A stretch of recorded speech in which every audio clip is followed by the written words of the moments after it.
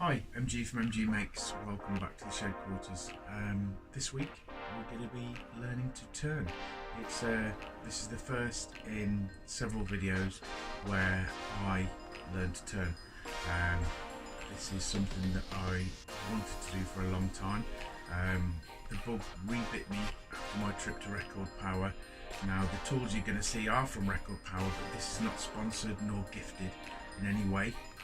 It's just that I've never been in a position to be able to afford a lathe and equipment before, so I'm taking advantage of that after spending so much time with some great tools. The guys at Record Power have guided me as to what I'll need to start, but like I say, this is not sponsored. So what I'm going to do now is I'm going to do a bit of an unboxing, and then we'll get the lathe set up and we will then make our first turning. I've got my new area for turning set up behind me, so follow along. There are some great wood turners out there if you want to see professionals doing it. John Clothier, Pam Harris from Highland Boxes, Jim Overton, Nick Zammeti. If you want to check out their guys, I'll leave links to the channels below.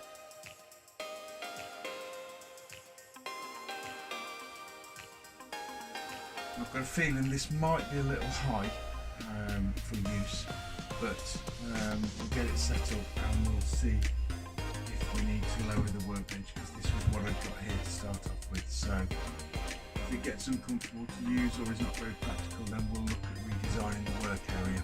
But for now, this hopefully will suffice. Okay, so I thought I would give you a bit of an overview on the tools that come in the Record Power 4-piece wood turning starter collection kit, because from what I can see, the actual tools can be quite confusing with the different grinds, different flutes, different applications, different uses. So this is quite a good setup really for learning to turn. First of all, we've got I have used these, about to have a play. This is quite a big fluted tool, primarily used for turning stock to blank. So you take your piece of square timber and then you use this to knock off the edges and to turn it to the desired length. Now whether that's to fit in a forge or chuck, or whether it's just to get it to your final or approximate dimension, but as you can see, it's a fairly chunky size. Nice U-shape grind there, nice U-shape profile on the flute. The next one is a spindle gouge. Now this is again got a nice little U-shape to the flute, and we'll be using this one in the video next, and we'll be using this to detail the blank once it's been turned to round. I'm trying to get it to focus, but I don't think it's going to really. There we go, you can see that, and I'll try and turn it around. So a bit of a U shape, nice and smooth, not too aggressive. But again, I don't know about bevels and angles and things at the moment, but yeah, this is the one we're going to be using first after we've used the rough and gouge, and we're going to be doing beads and coves. I'll explain a bit more about that shortly. The next one is the bowl gouge, and as you can see there, that's quite an aggressive V. This is used for going in and hollowing out the inside of bowls. Again, not too sure on the angles, but this is where we're going to be learning. This is where we will we'll learn together as to what the use is for and what the limitations are. And finally, it's the parting tool. This is very reminiscent of a marking knife, and this is what you will use for when you've finished your piece. You slide it in and it will actually take off your piece, or near enough, from the lathe, so you can then finish the bottom off. Again, we'll see that a bit later on. Okay, so let's get to actually turning something. You've seen the unboxing, you've seen me put it on here. You've seen the chisels, I'm sure you're here to learn to turn, as the name of the video suggests. So, what we've got here is we've got a drive centre, which is a 4-toothed spur with a centre shaft. This will be what we secure the wood with. It's tapered, so it fits into the headstock and fits quite securely. Remember, you're going to have pressure on this end from the tailstock pushing against it. And should we want to remove it, we have the knockout bar, which fits into the back of the headstock. A gentle tap will knock it out. Probably best to keep your hand here when you knock it out, because you don't want it to go flying and damage the bed or damage the actual the teeth, because otherwise they'll no longer grip. So a gentle tap to knock it out. And on the opposing side, on the tailstock, because we're going to be wanting to turn something that's essentially floating in there with just friction and some teeth, we're going to be using a revolving centre, which again is tapered, a tapered mortise that'll sit in the tailstock quite nicely there. And to remove that, we'll pop the knockout bar in through the aperture at the back, quick tap, and it'll pop straight out. Leave that in there for now. Okay, so we've got a piece of wood which is about 1 3/4 inches square-ish. Put our square centre finder on, run a line across the centre one way, flip it 90 degrees and mark again.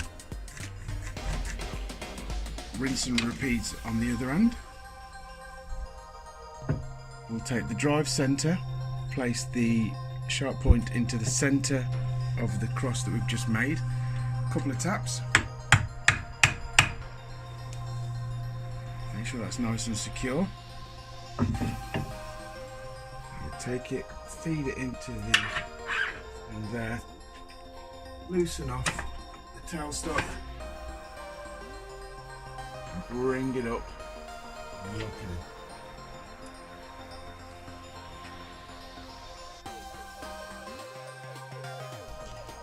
Okay, so now we've got it secured, let's turn around for the first time. I think that's quite impressive, because I'm not sure, but you should be able to hear me over the spinning of the lathe. Okay, let's get turning. First things first, let's make sure that the wood is clearing the tool rest, as we don't want it to knock. And let's lock that off, nice and tight. And let's raise this up, raise the tool rest up to just below centre. Again, let's make sure that it's not going to hit. Okay, before we start actually turning, just do a little word of safety. The wood is turning round at a great rate of knots. For the first time, sort of unsupervised, if you like, a bit of turning, so I am nervous. In that instance, I've got myself a face shield. I'll leave links below to all of the equipment that I've used today, but I don't want this chunk of wood coming off and hitting me in the face. I don't want to upset you poor people by having my real good looks tainted by a chunk of wood. Some may disagree and some may think it's actually an improvement, but okay, let's start turning.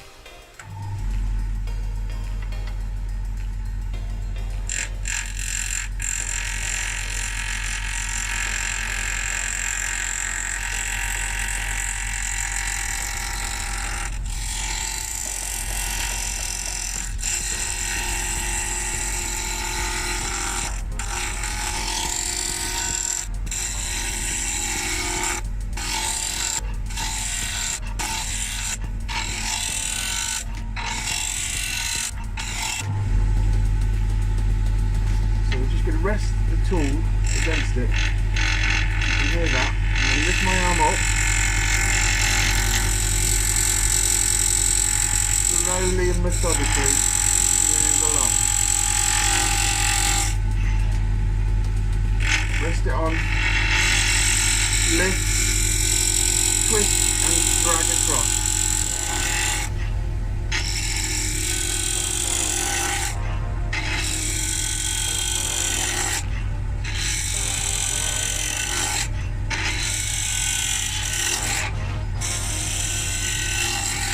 first thing we're going to do is we're going to practice beads and coves. Now a bead is where it goes over the top and a cove is where it goes underneath. So you've got two distinct different styles. With a bead you're going to try and roll it over and do it that way, keeping the apex of the bead, of the hill. Roll it over this way in this sort of motion, and with a cove what we're going to try and do is hold the spindle gouge at 90 degrees and then roll it in. So we're going to try and roll the actual spindle gouge in to almost take away the material, whereas on this one, whereas on the bead we're going to roll it outwards. Now in an ideal world it's easier to turn to air, so what we'd like to do is have a gap here and a gap here. So what you can do if you want is practice turning on the ends, so just rolling over or rolling under, but as you can see I've not got a great deal of material here, so we're going to try and practice on this actual piece of wood because this is a bit more real life. So again, it's all about learning, so bear with me and keep your fingers crossed. So what we're going to try and do is we're going to make a little mark for the apex. So we're going to make a little mark for the apex of the bead. And we're going to mark off where we want the bead to start and where we want the bead to finish. Give ourselves plenty of room. Move around so you can perhaps see that a little better. So I've got the start there, finish there, and the apex just there. Okay, let's see how this one goes. Don't forget to wear your safety equipment, peeps.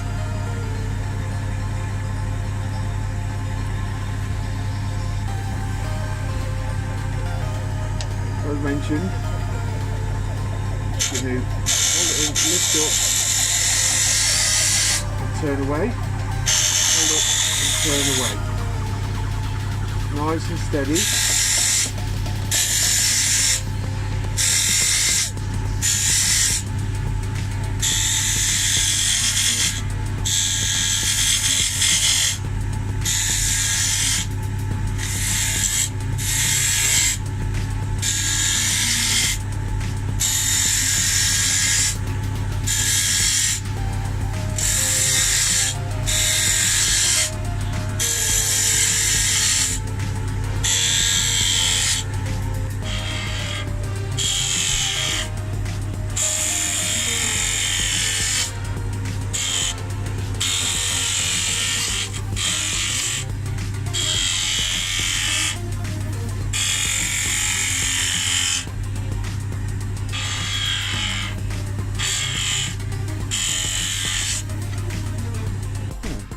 You'll agree that's a bead, quite a basic bead, quite a wide angle. Perhaps it's not symmetrical, but for a first attempt I'm quite happy with that. And what you can do to hone your skill is to actually start to reduce the amount of bead that you've got, so you can get more detailed work into there. Again, we'll start by marking out where we want to start and finish. So we'll just draw a start line and a finish line. Again, leaving it nice and wide to be able to give us plenty of room so that we're not limiting ourselves. Perhaps a bit of a centre line to work towards. Okay, let's start the lathe up and turn a cove. Make sure that the tool rest is centred. Nice and secure.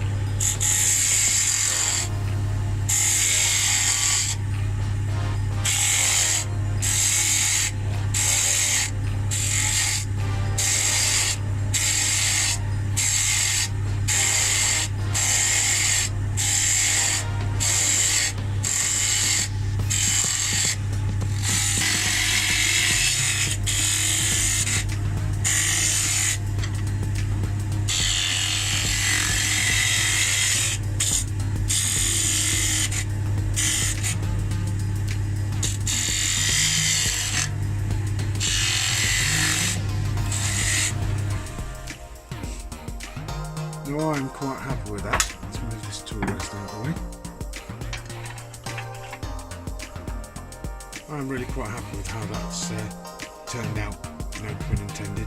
We've got two distinct styles. We've got the bead here and the cove here. Again, as our skills grow, we'll be able to shorten the distance between the two lips, be able to get deeper and be able to get a bit more confident. So I'm now just going to carry on practicing on these bits here, and we'll see you at the end.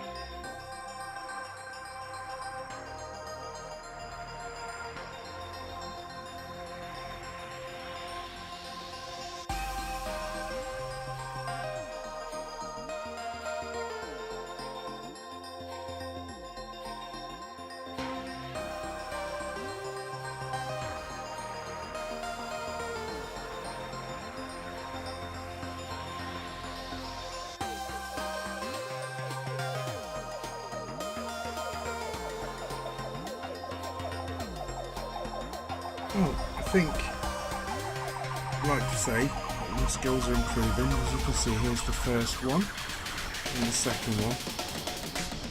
And as you can see, I tried to do a cove here, but I got a bit adventurous and made a bead inside a cove. It's still a rough finish, but then it is only pine, so I'm quite happy with that as my first turning. Hope you enjoyed the video. If you do, follow along. We'll progress in skills and projects as we go along. Thanks for watching. If you like what you see, please give me a thumbs up, like, share and subscribe.